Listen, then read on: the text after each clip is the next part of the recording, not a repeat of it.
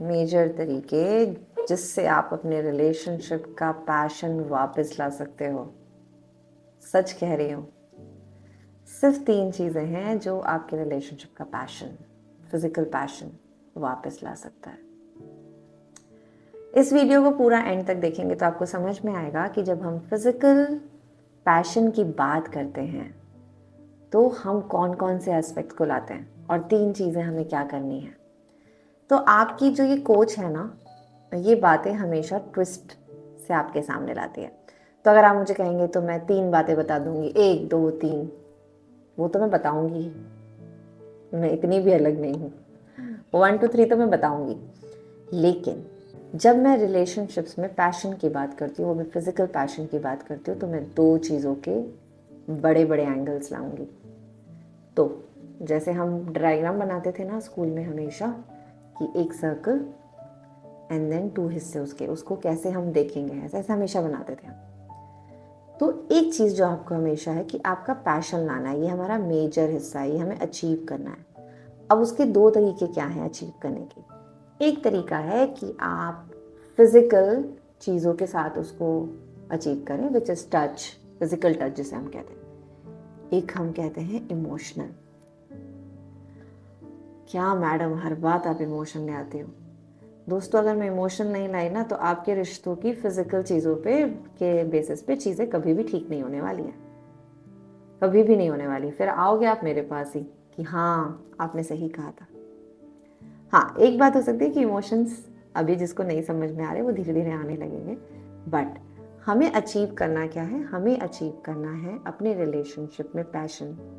आपकी एज जो मतलब 40 50 तक, 60 70 पैशन आप कब तक भी रख सकते हैं ना, और इमोशनल पैशन तो आप कभी भी रख सकते हैं। फिजिकल पैशंस की भी आजकल तो पॉसिबल है, कहीं तक भी आप रख सकते हैं। तो तीनों चीज़ हम दोनों, जब उसे हमें अचीव करना है, हमें पता है 2 चीज़ों से अचीव कर सकते हैं, एक फिजिकल एक हम इमोशनल। तो पहले हम बात करेंगे फिजिकल के 3 चीज़ों के बारे में।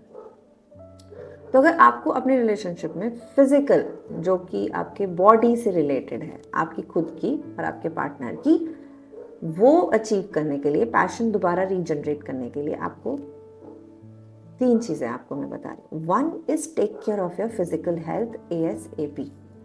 अगर आपकी बॉडी में डेफिशिएंसीज हैं, डी की, विटामिन डी की, B12 की, आपको थायराइड है, आपको अगर हस्बैंड का हीमोग्लोबिन कम है, अगर मेल्स में हीमोग्लोबिन कम है, विटामिन डी कम है, या B12, ये हम मोस्टली मेल्स टेस्ट भी नहीं कराते, अगर ये कम है तो बिलीव मी आप सबसे पहले अपनी एनर्जी लूज़ करते हैं। एनर्जी लूज़ करने का मतलब है आप अपने रिलेशनशिप में फिजिकली एक्टिव नहीं होते और फिर पैशन जाता रहता है। तो आपको ये करना है, और अगर नहीं किया है तो जल्द से जल्द जाके अपने ये टेस्ट कराने हैं और इसको ठीक करना है ना।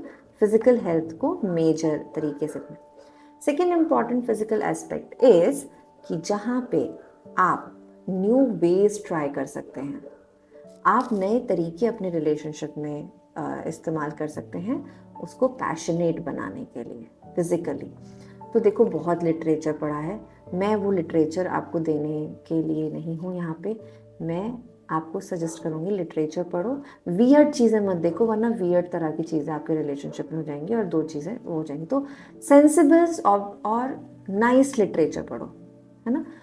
पढ़ो, कामा सूत्र को पढ़ना है तो, बट जाके पॉर्न देखने से अच्छा उसको पढ़ो, उसको समझो, क्योंकि वो दोनों बहुत अलग तरह का लिटरेचर है। तो सी अ लॉजिकल लिटरेचर जो आपको सही तरीका बताए अपने रिलेशनशिप में पैशन ऐड करने का फिजिकली, ठीक है।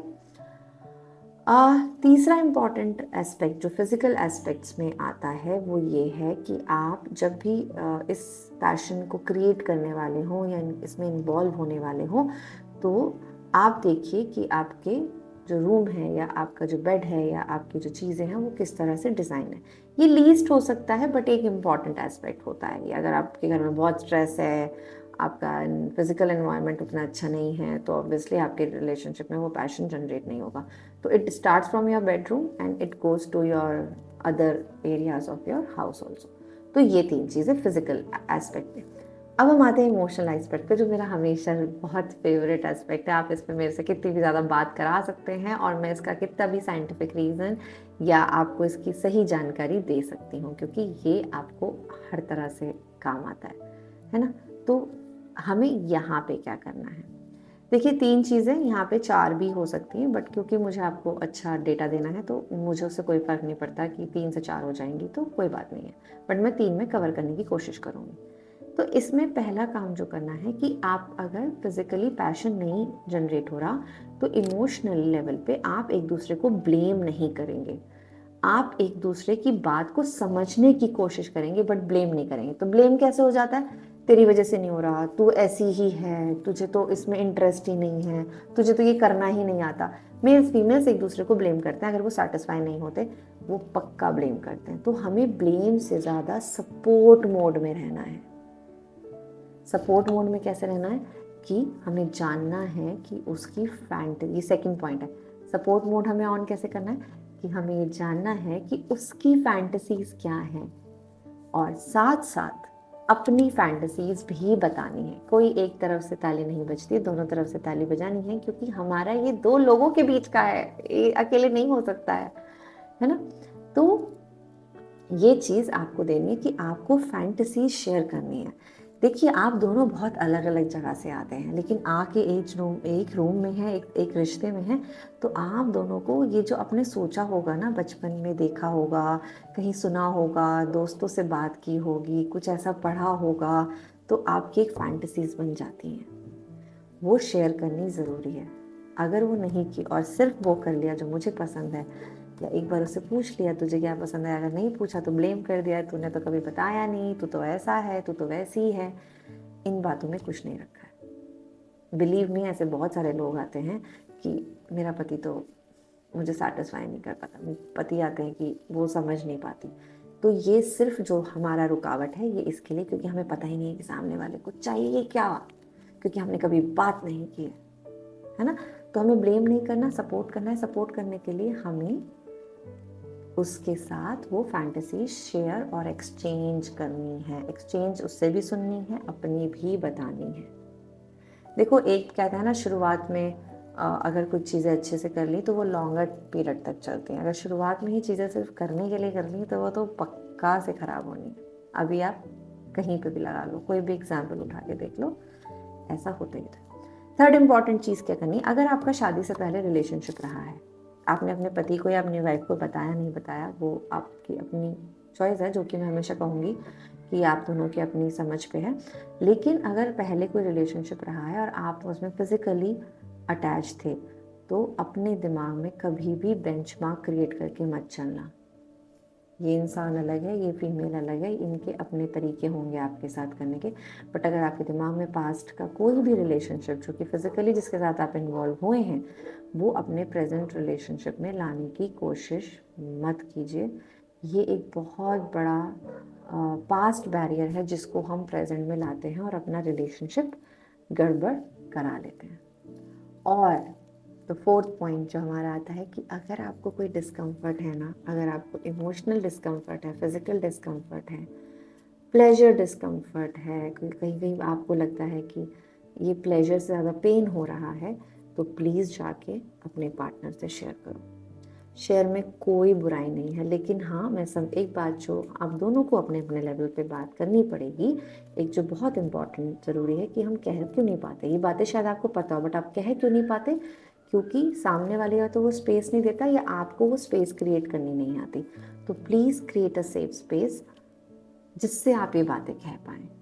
बहुत सारे मेल्स, बहुत सारी फीमेल्स ये बातें कहती नहीं है, सिर्फ चीज़ों को लेते जा रहे हैं, तो पैशन कुछ नहीं बचता है।